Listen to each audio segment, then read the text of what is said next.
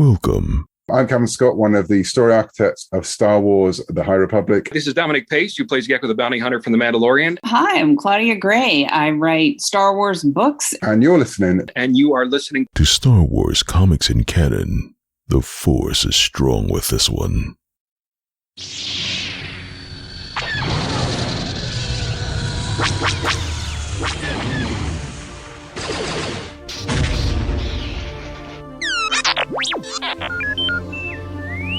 Hello there and welcome to Star Wars Comics in Canon, your guide to the wider Star Wars canon through the comic book lens. And to take you on this journey, I'm your host, Mike Burton.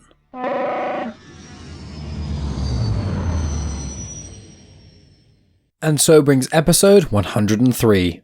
So my friends, this week I am tackling the second batch of Cavan Scott's Vader's Castle anthology horror series. So I tackled the first batch of those in episode 76 of Star Wars Comics in Canon. That was just called Tales of Vader's Castle, and this time it is Return to Vader's Castle. There is also a one-shot called Shadow of Vader's Castle, which I wasn't aware of until tackling this batch of comics, so I'll be tackling them at some point in the future. And there's also Ghosts of Vader's Castle, which is the third of the anthology series, which I'll be tackling in the future. But before we delve into the story and details of this, to clarify, if you've never joined this show before, I'm going to go through the plot details of each of these issues in order, and along the way I'm going to give you some additional information on certain comics or species or planets that come up, just so you have a wider understanding of the canon. But before we delve into that, let's get into some information of these comics. So they were published by IDW Publishing / Disney. The stories are all written by Cavan Scott, but there are 5 different stories, all with different artists.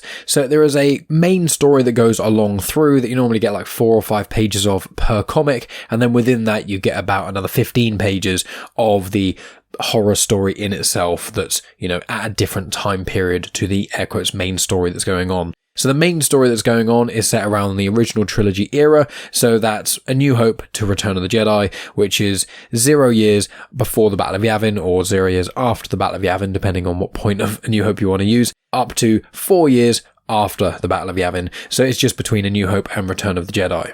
Now, the artist and colour artist Francesco Francavilla, they assisted Cavan on all of these comics as well with the artwork and colouring, mainly on the main story or the frame story, or however you want to talk about it, the one that is set in the modern day of this actual comic.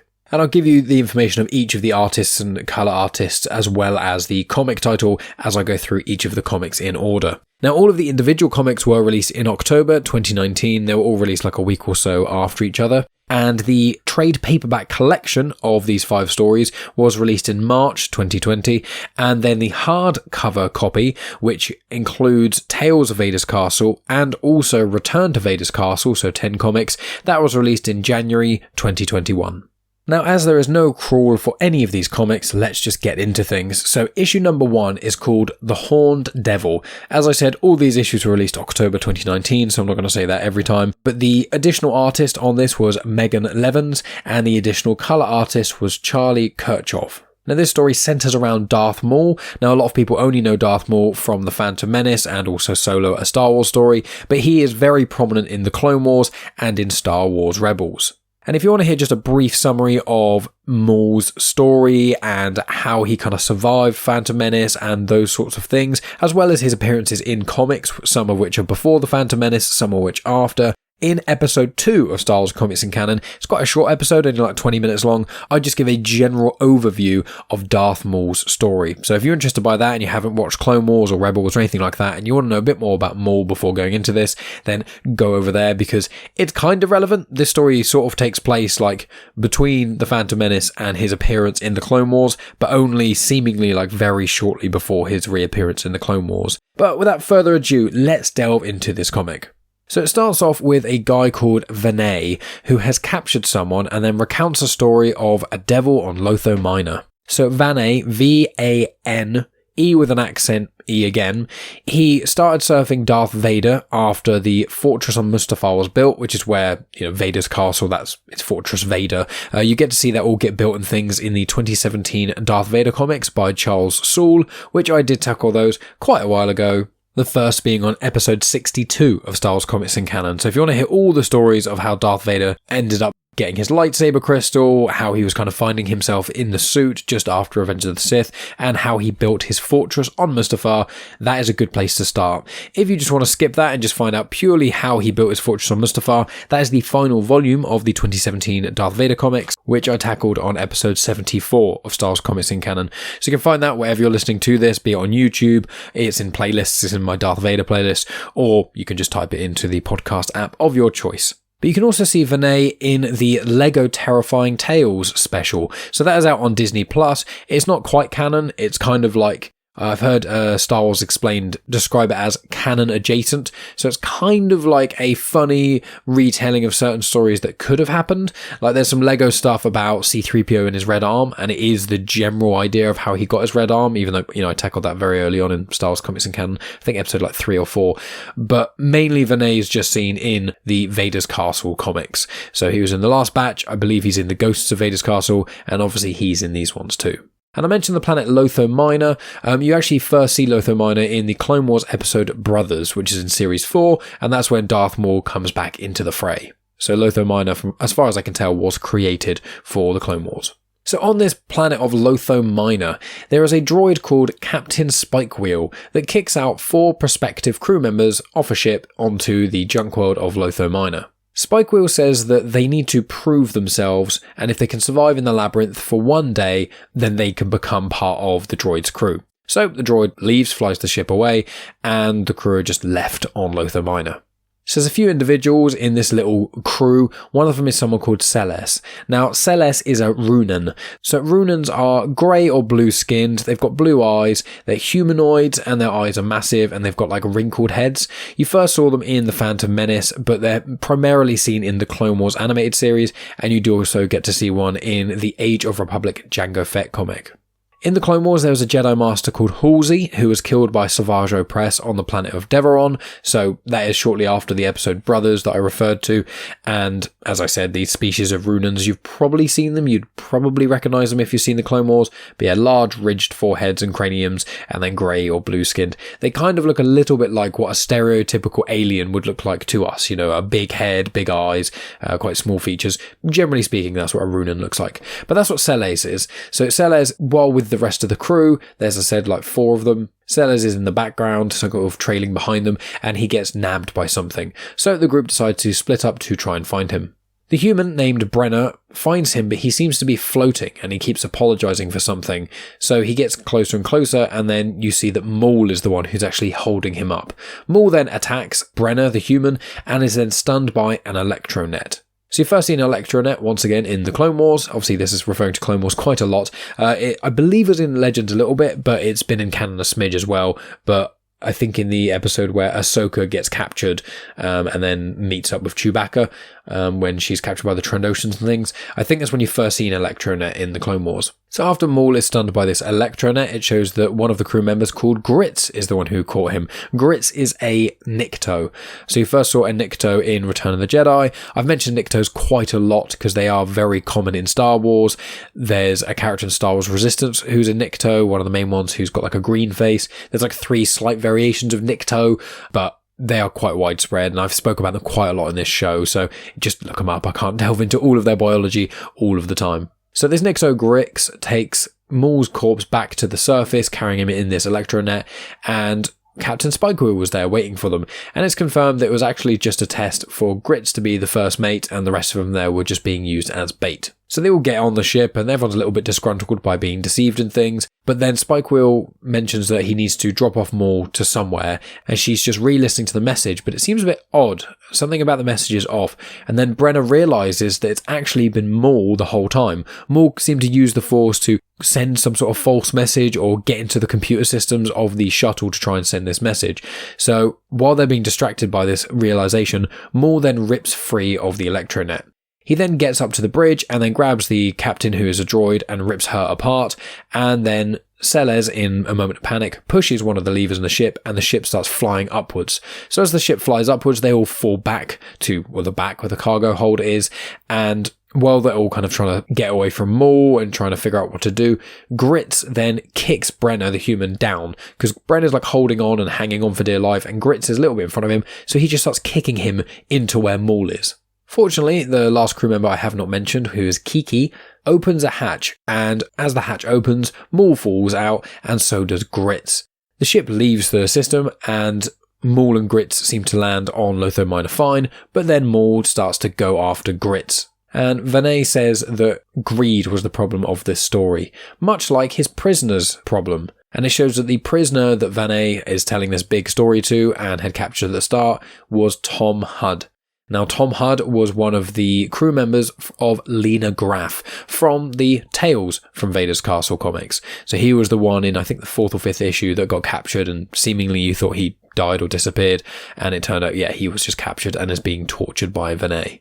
And I will say that with all of these issues, the artwork is actually really, really good. I especially like the artwork for the 4th one. It looks very Disney-esque, but, you know, any stories of Maul in I do thoroughly enjoy because Maul is one of my favourite characters. But with that in mind, let's move on to issue 2. So this is called The Curse of Tarkin. Now, as Cavan Scott is such a massive horror fan, all of these are vague references, or not so vague references, to certain popular horror films.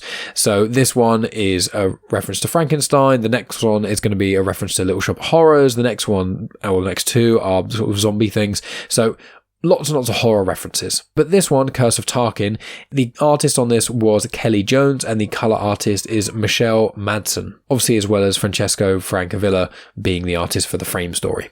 So before I delve into this, obviously it being called The Curse of Tarkin means it's all going to be about Tarkin, really. If you want lots of information about Tarkin, like his bio, essentially, if you check out episode 43 of Star Wars Comics in Canon, and that'll be in the Age of / Character Bio playlist on YouTube, I tackle the villains Age of Rebellion comics. So that's just a group of one-shot comics that tackle, well, the villains of the original trilogy. Tarkin is one of them. And in that, I go into more information about Tarkin, like his age, where he's from, some other information. And the other best place really to read a lot about Tarkin would be the book Tarkin by James Lucino. It was one of the first books released in the Star Wars canon. I personally have not read it because I'm not actually that fussed about Tarkin. He's a great villain and Peter Cushing does a great job, but in all honesty, I don't actually really care about him very much, so reading an entire book about him doesn't really interest me. It's one of the few canon books I just haven't really gone there. But if you want more information about Tarkin and you are interested, then please check out episode 43 of Star Wars Comics in Canon. So with that out of the way, let's get into the issue. So Tom Hutt is being tortured further, and it's because he stole this shiny goddess statue, which makes him think of a scary story. And this story seems to be set between 19 years before the Battle of Yavin and 14 years before the Battle of Yavin. So the first 5 years after Revenge of the Sith. And the reason we can kind of figure this out is because Tarkin is called Grand Moff from the events of that James Lucino novel. And in this story, he's not called Grand Moff, so it must have happened at some point before that. And it's during the Imperial era, so it is after Revenge of the Sith. But it starts off with Tarkin inspecting a Star Destroyer, which is a part of the Tarkin Initiative. So Tarkin Initiative has lots of experimental things. The Tarkin Initiative was responsible for a huge amount of things. The Death Star is quite hugely credited to the Tarkin Initiative, and there's lots of other things throughout the Imperial era which are somewhat credited to Tarkin. You find out a bit more about these sort of things in Star Wars Rebels, and I believe in the Clone Wars episode Citadel you get a bit about it, as well as in Bad Batch you get a bit, but we're kind of being drip-fed information to a degree across a variety of sources. I assume in Bad Batch Series 2 there's going to be even more about him, and I suspect in the Andor series he'll pop up in that again, because obviously he was in Rogue One. But yeah, Tarkin Initiative, just lots of experimental stuff the Empire was doing that obviously Tarkin was the leader of. So while Tarkin is inspecting this Star Destroyer doing a surprise visit, a ship with a neutrino radiation reading collides with the Star Destroyer. Before they can really react to or anything, this ship just crashes into the side of them. So this ship causes a huge amount of damage to the Star Destroyer. There's like fires on every level. Some of the levels are just completely hostile. You won't even be able to go in there because there's so much fire and damage and obviously things like that. And amidst this fire that's been caused by this crashing ship, a figure emerges, asking for Tarkin. And it is a clear reference to Frankenstein's monster. Now, this creature is combined of a variety of different things. It seems to have the head of an Iktochi, You would know what an Iktochi is. It's one of those beings that's humanoid, kind of looks a little bit like a devil or a demon, has two horns coming out either side of their head, as in one horn from either side. One of them is called Ferren Bar, who is in the 2017 Darth Vader comics, but the other one is someone called Saoirse Teen. Now, Saoirse Teen was one of the Jedi that went with Mace Windu to apprehend Palpatine in Revenge of the Sith, who got killed basically immediately, along with Kit Fisto. So this creature's got the Iktochi head, so like a demon-like head, as well as a Wookiee arm. There also seems to be the legs of a Trandoshan. It has a cybernetic eye, and then also has a crab claw of some sort. Now, online I couldn't find explicit confirmation of these things, but just by looking at it I could tell the Wookiee arm, the Trandoshan legs, and etc. But the Iktochi head is the one thing that's been confirmed online. But yeah, definitely a Frankenstein's monster being. So this being is going around trying to find Tarkin. He's yelling, he calls Tarkin father, but Tarkin refuses to talk about it with one of the Imperial officers who's with him, being like, what is going on? Why is this monster calling you dad? What? And although Tarkin doesn't actually confirm to this officer, the monster in air quotes then decides to tell people, because obviously he's yelling and people can hear him over the comms and things. And it's confirmed that Tarkin oversaw the operation that created him and lots of other air quotes monsters like him. So they try to create these super creatures that could be mind controlled out of parts from other beings, but Tarkin thought that all of these subjects had been destroyed. Obviously, one of them did not. So Tarkin says he's going to hunt down the creature by himself, so he takes a rifle and goes to the levels where this creature is. He shoots out a little bit, but then when the creature starts to get enraged, Tarkin manages to disappear, while mocking it at the same time. It then shows that this Star Destroyer has some experimental plasma mines attached to the power core of the whole ship, and it shows that Tarkin has clipped these on with magna locks, so you just basically can't get them off unless you have a very specific piece of equipment. The commander of the ship hears Tarkin speaking to this creature over comms, and Tarkin says that the ship, the Optima, will be destroyed in the process to destroy this monster. Obviously, the commander of the ship is not overly thrilled about that and tells all of the fellow Imperials to evacuate, tells them to go to the escape pods. However, Tarkin locked all the clamps for the escape pods and is already off the ship. And so all of the people are panicking, they don't know how to get off, and obviously these plasma mines are going to go off any moment, and Tarkin's thinking to himself, yes, this will wipe all knowledge and memory of any of these creatures being created in the first place, and destroying a Star Destroyer and all the people on board for that, for him, is a worthy trade. So because Tarkin has locked everything down, no one can escape, and the creature speaks to this Imperial officer or commander and then says that Tarkin is the real monster. The creature decides to try and assist these people in this escape pod by using its brute strength to try and rip off these locks on the escape pods so they can escape. The creature does manage to do that, and in doing so, basically sacrifices itself so this one escape pod can get away, and he says to tell the story elsewhere to show who the true monster is, which is Tarkin. So the pod escapes, the creature gets killed, and then the Imperials aboard this escape pod actually go and end up joining the rebellion, because obviously how the Empire just threw them to one side and Tarkin was willing to sacrifice all of them rather than to accept he made a mistake. So it cuts back to the modern story, the framed story, and it shows that Tom Hutt says that the creature was a human. Tarkin was the monster. And while he's doing that to kind of try and distract Vinay, Tom seems to manage to escape this torture device that he's in. So that ends issue 2, so let's move on to issue 3, called Bop She Bop Little Sarlacc Horror. Obviously, Little Barbershop of Horror. And as well as Francesco Francavilla, the artist and colour artist on this is Nick Brokenshire. So it's confirmed in this story that Tom actually lost weight. That's how he managed to escape these cuffs that he's in this torture device. He's been there for several weeks without being fed anything, barely being given any water, so that's how he managed to escape. So he runs away and tries to hide from Vinay, and then Vinay recounts a story as he's trying to find Tom. So the story starts with a criminal running away from a cop, so a police officer. A tentacle then grabs this criminal and pulls them out, and then while the cop is looking around trying to find this criminal, the cop is grabbed too.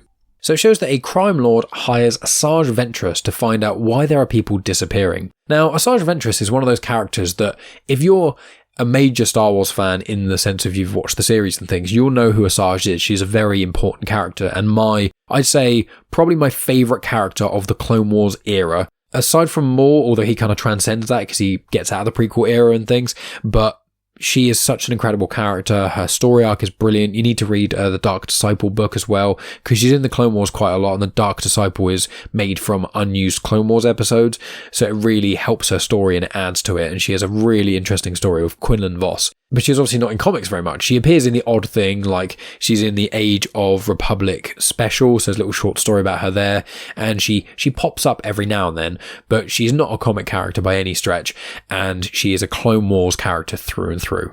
But she is a Dathomirian Zabrak Night Sister, so she's basically a female equivalent of Darth Maul in a way, but she doesn't have horns. So a lot of the female Zabraks born on Dathomir don't have horns or anything, whereas female Zabraks across the rest of the galaxy do have horns like Maul and Savage Opress have. You will have seen other, in air quotes, normal Zabraks.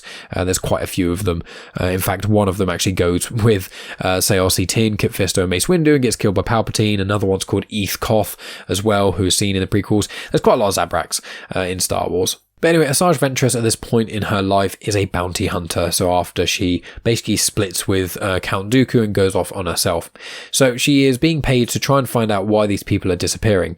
So she goes and investigates and finds some strange dust and spores on the floor. She kind of follows them a little bit and then seems this part of a wall is a bit weaker. So she hits this wall and then loads of rodents come out of them, just loads. And as she's kind of a bit startled by these basically giant rats coming out, one of them is grabbed by a tentacle and then she hears it getting eaten. So she grabs her 2 lightsabers and then tries to look around a little bit. But then she notes that those spores that seemingly are around seem to burn her a little bit as she's breathing them in.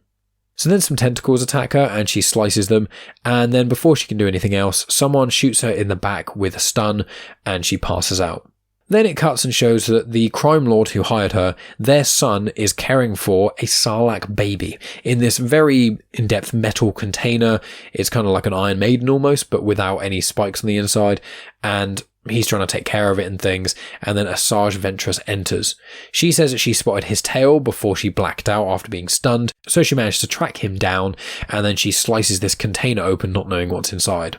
The sarlacc then comes out and then starts making a lot of noise, and this guy stands between Asajj and the sarlacc saying that, don't hurt her, I raised her, she's my baby, this sort of thing. And Asajj doesn't actually have to do anything because the sarlacc then grabs this guy and just eats him right in front of Asajj Ventress. She finds it mildly amusing and then uses the force to throw the sarlacc out of the window, and they are in a very top story building on what it seems to be Coruscant, so it falls many, many stories and then splats on the ground. She notes that the sarlacc must have been multiplying, and that explains why there's so many spores around. So she then decides that she has to go and try and find all these other little sarlaccs that have been causing so much havoc around. So it shows a little montage of her going around gathering up all of these sarlaccs, and then she gets them into a ship. She decides to fly the ship high into the air and then jumps out of the ship after pressing the self-destruct button, so it just decimates all of those sarlaccs. So at the end of all this, she goes to the crime lord, who then refuses to pay her because she indirectly killed his son. She's like, well, he killed himself because he was the one who caused all these problems and things. But he is still refusing to pay her, and then she notes that there was one sarlacc actually left that is quite nearby. So she just leaves him to it. The sarlacc comes in, attacks, and then he is eaten. And so that ends that little story.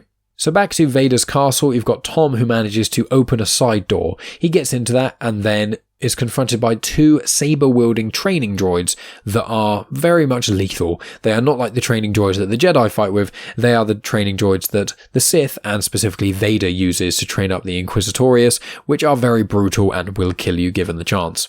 So that's where issue 3 ends, so we move on to the penultimate issue, number 4, which is called Vault of the Living Brains. The artist and colour artist on this is Nicoletta Baldari. And to add, the prior story with Asajj Ventress took place around 20 to 19 years before the Battle of Yavin, so the last year of the Clone Wars as it kind of bled into Revenge of the Sith. But this story takes place anywhere between 19 BBY, so after Revenge of the Sith, all the way up to Return of the Jedi, because it features Jabba the Hutt, and obviously we know that Jabba gets killed in Return of the Jedi by Leia, and fun fact, she actually gets known across the galaxy as the Hutt Slayer, which is, you find out in the Bloodline book by Claudia Gray, I believe, which is set, a decade or so after Return of the Jedi, as far as I can remember. But this is still set during the time that the Empire reigns, so yeah, there's only like a 23, 24 year period of that time. So delving into the story, so Tom Hutt is about to be killed by these training droids, but Vinay actually stops them because he says it's his job to kill and torture Tom Hutt. Tom then tries to distract Vinay further by recounting a story he was told on Batuu. Now, Batuu is a little reference to Galaxy's Edge, which is the place you can go in, I believe, Disneyland and Disney World in America, where you can go to the fully immersive Star Wars experience, go on some rides, go to the cantina there. But Batuu in Star Wars is an actual place, and there's a Galaxy's Edge comic anthology series, and I tackled that back in episode 20 of Star Wars Comics in Canon, so quite a while ago. But if you want to find out more information on Galaxy's Edge and Batuu and the associated comic with that, check out episode 20. But yeah, Batuu is the place. I think Batuu is the planet/system, and then Black Spire Outpost is where Galaxy's Edge is set. But the story itself starts off with Jabba, who has a surprise visit from his cousin called Cracker. Now, Cracker offers Jabba a Hunanetra.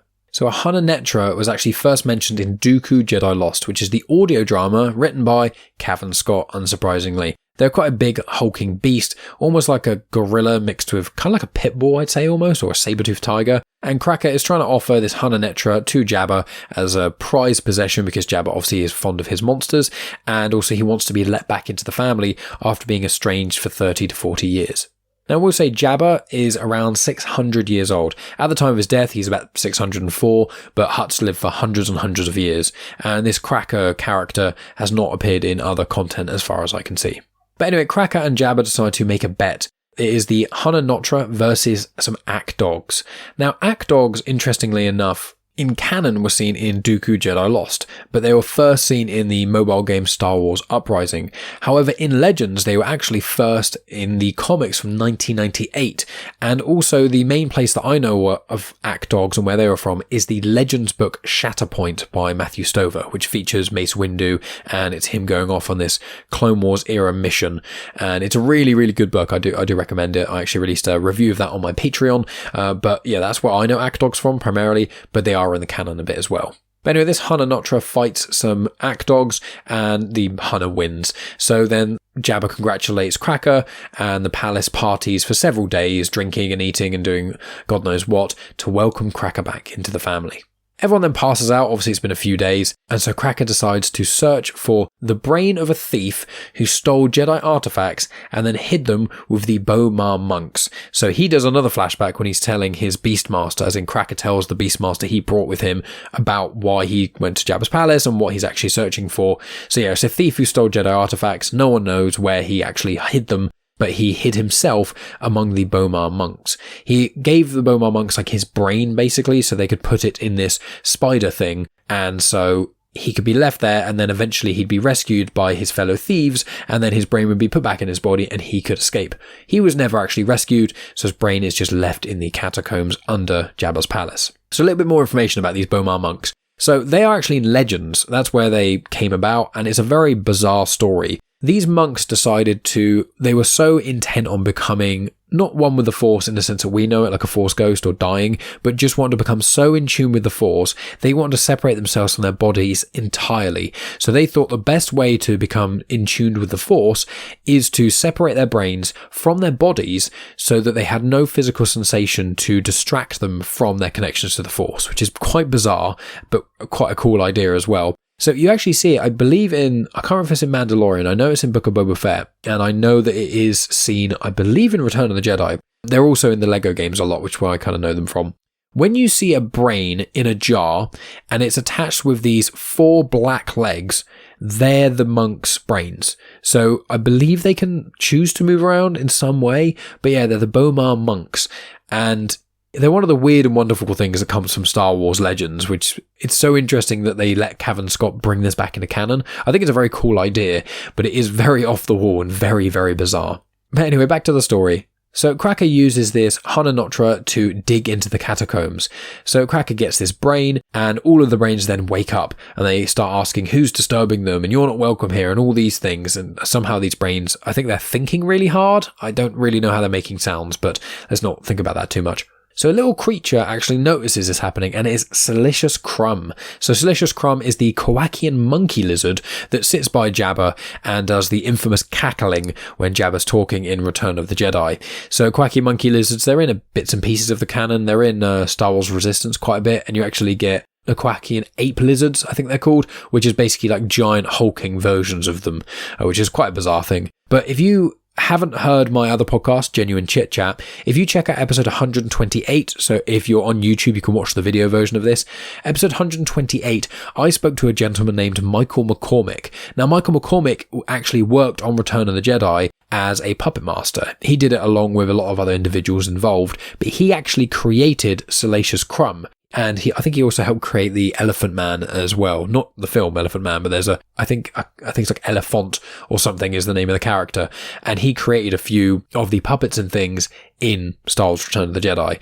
He also really helped Jim Henson in Dark Crystal and especially Labyrinth. And he actually shows me some of the puppets that were used in Labyrinth.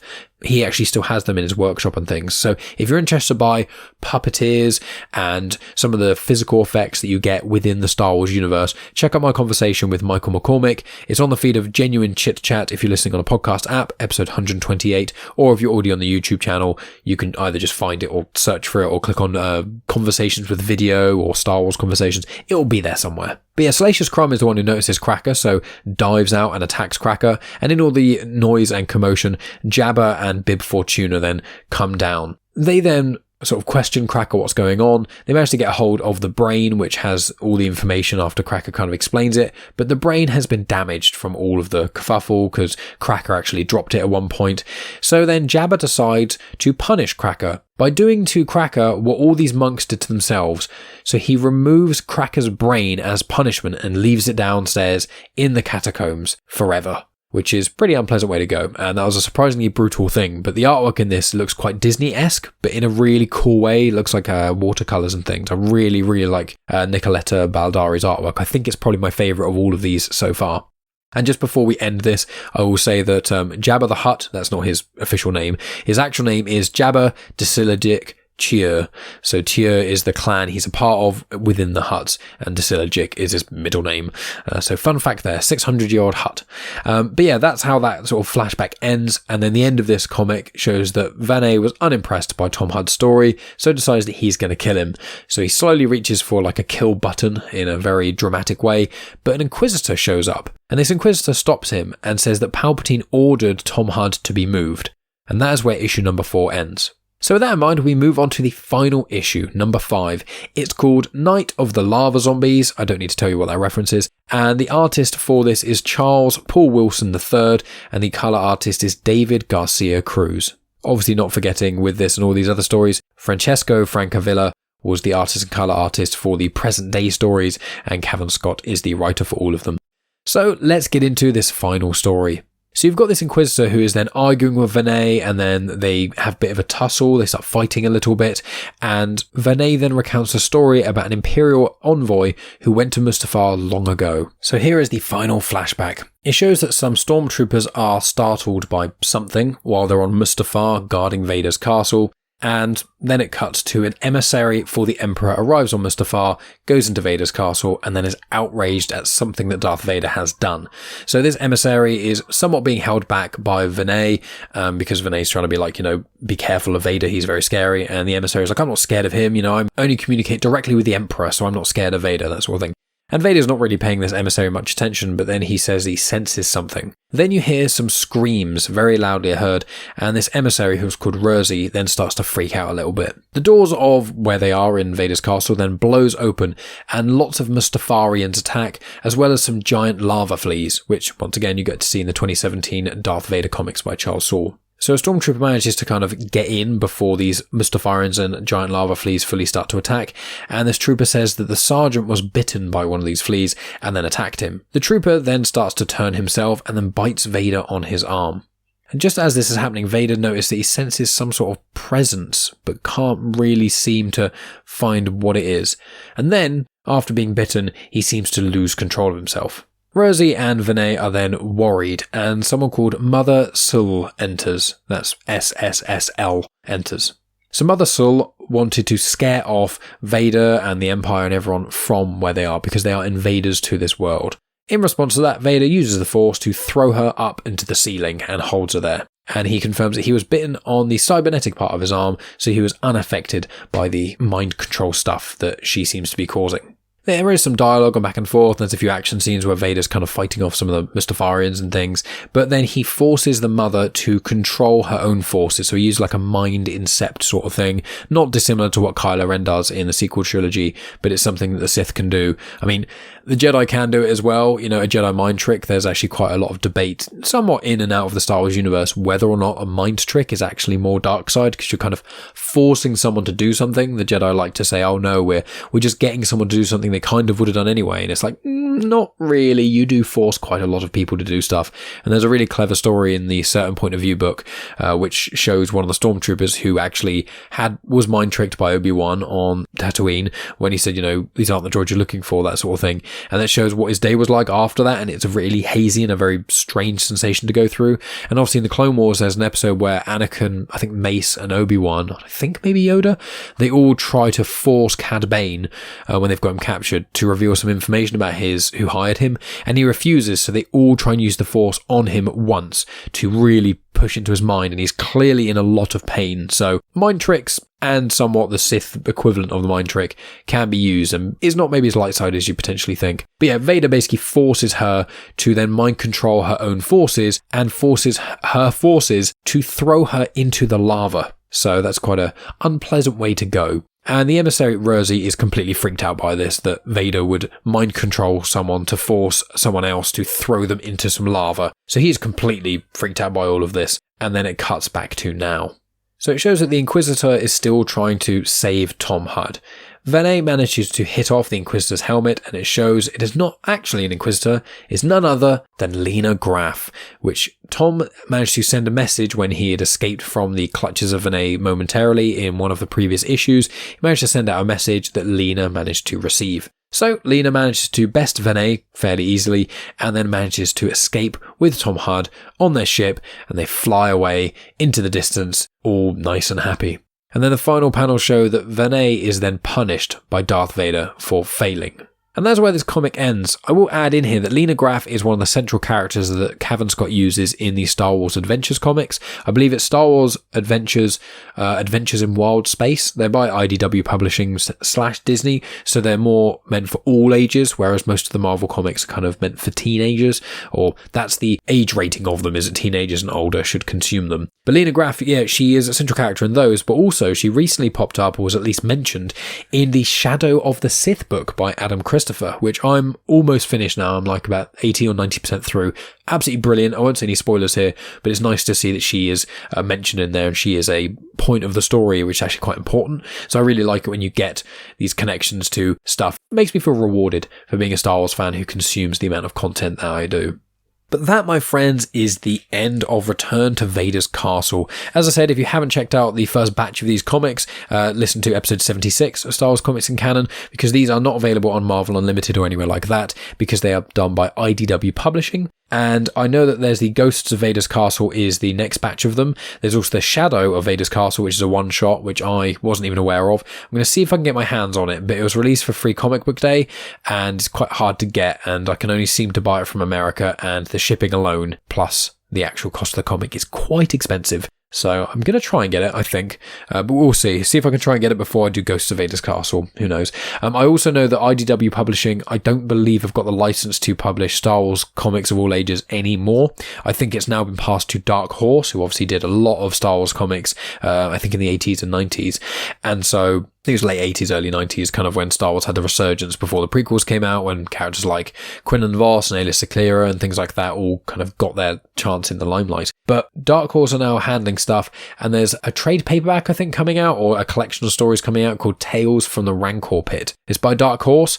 It seems to be an anthology batch of stories, and it's written by Cavan Scott again. So even though it is changing from IDW Publishing to Dark Horse, Cavan Scott is still writing some anthology horror stories for Star Wars, so I'm fairly tempted to try, and I can't remember when I'm actually getting that, so maybe I'll do Ghosts of Vader's Castle in October as a sort of Halloween special, as well as I'll try and do the Shadows of Vader's Castle, and then we'll see when the Tales from the Rancor Pit comes out, because if I can read it in time, it'd be cool to release that as a Halloween special as well. But that's generally what you can see going forward regarding these Tales of Vader's Castle sort of comics and these anthology stories. Really, they're a lot of fun to read. They're a lot more fun than I thought they'd be, if I'm completely honest with you. When I heard suitable for all ages horror, I was a bit skeptical, as one might be, but they are really, really good. So what have we got coming up? Well, I've got the next volume of the Crimson Reign comics to do. So there's, the main Crimson Reign comic and then the 4 crossover comics of Aphra, Darth Vader, Star Wars and Bounty Hunters. So I think I'm going to do those next week as far as I can tell. I'm going to have to try and get them done because obviously the last episode I released of Comics and Canon was actually a last shot book review that I'd released on my Patreon. And just because life has been so busy recently with the puppy and everything else, it's been kind of hard to have enough time to read because I'm having to get up every couple hours in the night to let the puppy go to the toilet so she doesn't wet her bed. And so that just means that sleep is few and far between at the moment. And when I go to bed now at like 10ish, I'm normally absolutely shattered. Whereas normally I would just, read a book or a comic for a couple hours and kind of catch up on some reading. But I think that's going to be what I tackle next. In addition to that, I've also got more IDW Publishing comics to do. So there's a batch of Clone Wars comics called Clone Wars Battle Tales. So I'm fairly tempted to tackle those. The Obi-Wan Kenobi miniseries, the 5th issue of that is getting delivered, I think, in the next month or so. So I should be able to do that quite soon.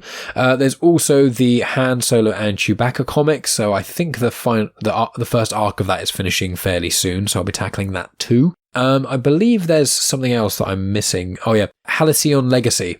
So the 5th issue of that is getting delivered in the next couple of weeks as well. So that's a mini series, like an anthology. Once again, it's kind of like set as a promotional thing for the Galaxy Star Cruiser thing in Disney, which costs an absolute fortune. But the comic alongside it is pretty cool. It's got some High Republic references. It's got Hondo Ohnaka in it. You've got Lando in it. There's Asajj Ventress, I think, appears in it as well. Lots of really, really cool appearances and stuff. So there's going to be a Halcyon Legacy, the Obi-Wan Kenobi mini series. So those two are both mini series. Should be a one-off thing. I've got the next batch of Ghosts of Vader's Castle. I've got the Clone Wars Battle Tales comics. I've got the first volume of the Han Solo and Chewbacca comics. I've also got the Crimson Reign comics. I'm trying to get all of those done before Hidden Empire starts, which is going to be in October.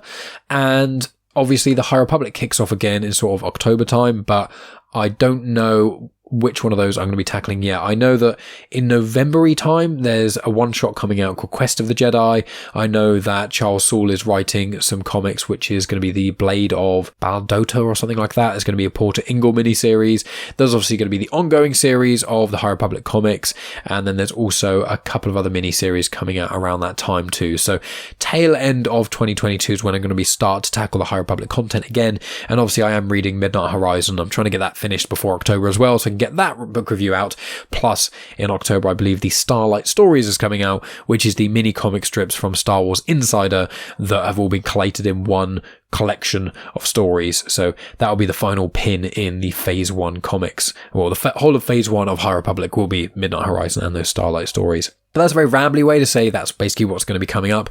And obviously the Cassian Andor show, I think, is starting. 3 episodes are dropping of that, I think September 21st. So on the feed of Comics in Motion, and I'll also release it on the feed of my YouTube channel, I will be doing discussion shows. So I've done it before, where I do like a weekly discussion show with a variety of people. And so I'm going to be doing that again for Andor. I think there's quite a few episodes. I think it's like 12 or something. So it's going to be like 10-ish weeks, I think, of that. So I think I'm going to be splitting that with my friend Jack. I am Jack's Musings, who releases episodes on the feed of Comics in Motion, which if you're listening on a podcast app will be there. But if not, he's been on a few other discussion shows and other places as well. So you can be excited for what I will be doing, the Andor show, like a weekly thing.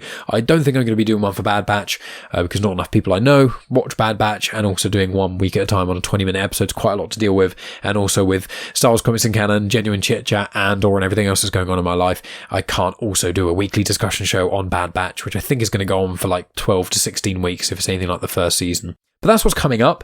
Other stuff that you could be intrigued by is I recently recorded an episode of Back to the Filmography. So that'll be released, I think, next week, where I talk about the Jason Statham film Collateral. I say Jason Statham film because I'm Jack's Musings, the person I was just talking about, funnily enough. It would have been a clever segue if I'd realised what I'd done, but I hadn't. Collateral is actually a film with Tom Cruise and Jamie Foxx, but Jack is doing his show Back to the Filmography, is going through the filmography of a certain actor. He started with Jason Statham, and Jason Statham is credited in Collateral, even though his role is quite small. We have a great time talking about that. I believe that when that drops, I'll then include links to that in the description. So if you're listening to this like halfway through August 2022 or onwards, you can check that out. I also appeared on Spider-Dan's show, Spider-Dan and the Secret Boars, to talk about Maximum Carnage and Absolute Carnage, two very big comic events in Marvel, and how they compare to the Venom Let There Be Carnage movie. So we talk about that for like 2.5 hours. Brilliant conversation. I'll include a link to that in the description as well. Make sure you check that out. And then there's a few other bits and pieces going on. I'm going to appear on Fem on Film soon. I should be appearing on 1 or 2 other Star Wars podcasts over the coming weeks as well. So lots of fun stuff there. But aside from that, my friends, please follow me on social media at Genuine Chit-Chat.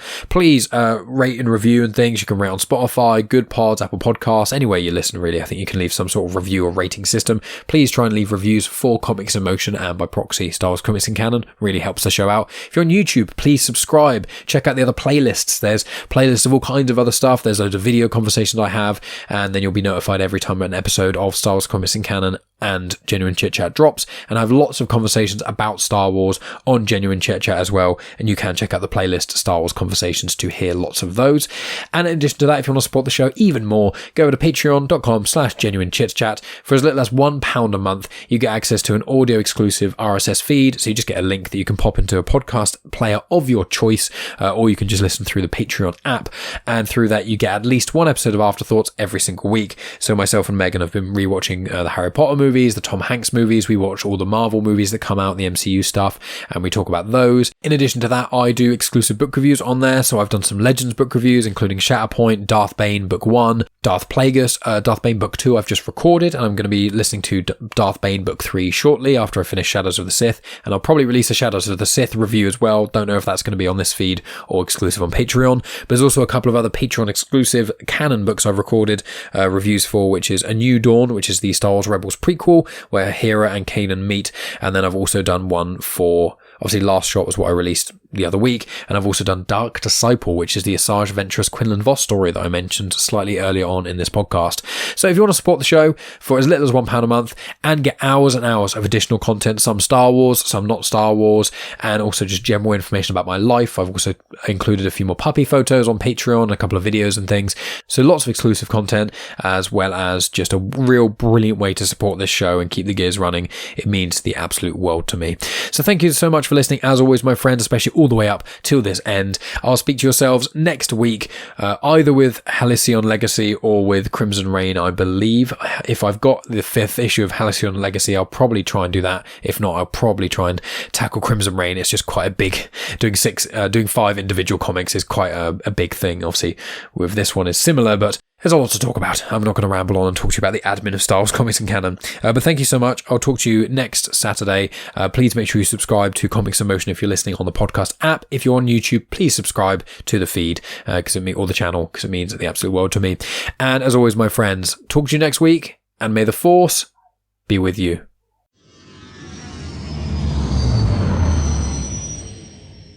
The intro for Star Wars Comics in Canon is arranged by myself, Mike Burton, and the backing music was made by Eric Matias of soundimage.org.